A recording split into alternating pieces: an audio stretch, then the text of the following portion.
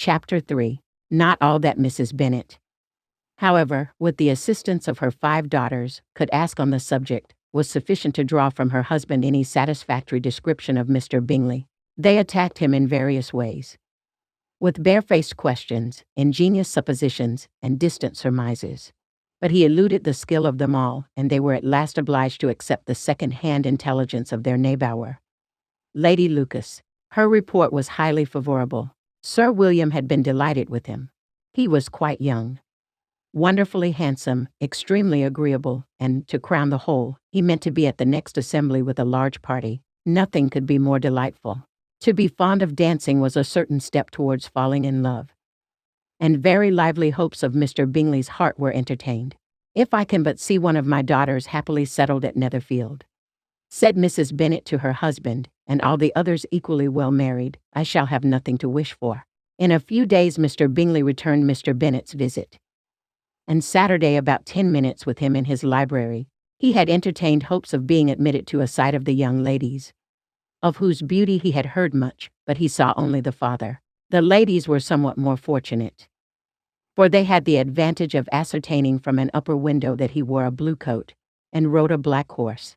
An invitation to dinner was soon afterwards dispatched, and already had Mrs. Bennet planned the courses that were to do credit to her housekeeping, when an answer arrived which deferred it all. Mr. Bingley was obliged to be in town the following day, and, consequently, unable to accept the honour of their invitation, etc.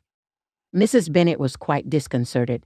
She could not imagine what business he could have in town so soon after his arrival in Hertfordshire, and she began to fear that he might be always flying about from one place to another, and never settled at Netherfield as he ought to be. Lady Lucas quieted her fears a little by starting the idea of his being gone to London only to get a large party for the ball, and a report soon followed that Mr. Bingley was to bring 12 ladies and 7 gentlemen with him to the assembly. The girls grieved over such a number of ladies, but were comforted the day before the ball by hearing that instead of 12 he brought only 6 with him from London, his 5 sisters and a cousin, and when the party entered the assembly room it consisted of only 5 altogether: Mr. Bingley, his 2 sisters, the husband of the eldest, and another young man.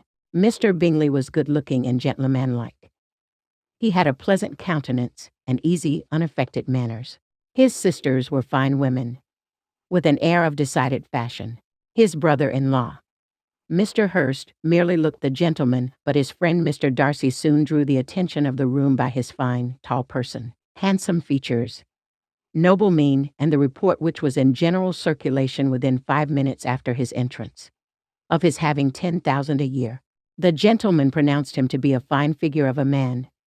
The ladies declared he was much handsomer than Mr. Bingley, and he was looked at with great admiration for about half the evening, till his manners gave a disgust which turned the tide of his popularity, for he was discovered to be proud, to be above his company, and above being pleased, and not all his large estate in Derbyshire could then save him from having a most forbidding, disagreeable countenance, and being unworthy to be compared with his friend. Mr. Bingley had soon made himself acquainted with all the principal people in the room. He was lively and unreserved, danced every dance, was angry that the ball closed so early, and talked of giving one himself at Netherfield. Such amiable qualities must speak for themselves. What a contrast between him and his friend!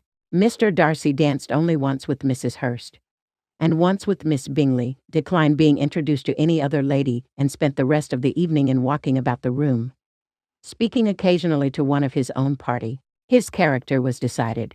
He was the proudest, most disagreeable man in the world, and everybody hoped that he would never come there again. Amongst the most violent against him was Mrs. Bennet, whose dislike of his general behavior was sharpened into particular resentment by his having